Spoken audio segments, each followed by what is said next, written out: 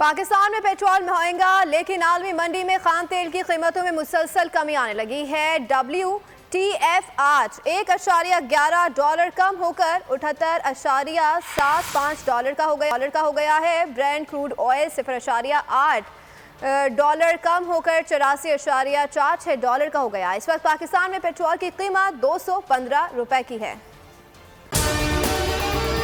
अगर आपको हमारी ये वीडियो पसंद आई है तो लाइक पर क्लिक कीजिए।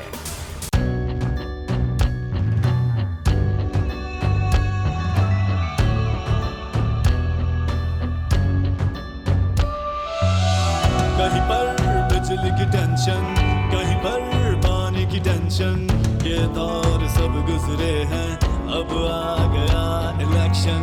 सुन सुन कर थक गए हुक्मरानों के ये राग। जाग पाकिस्तानी जाग, जाग पाकिस्तानी जाग, जाग पाकिस्तानी जाग, जाग पाकिस्तानी जाग, जाग पाकिस्तानी जाग, जाग पाकिस्तानी जाग, जाग पाकिस्तानी जाग, जाग पाकिस्तानी जाग, जाग पाकिस्तानी जाग।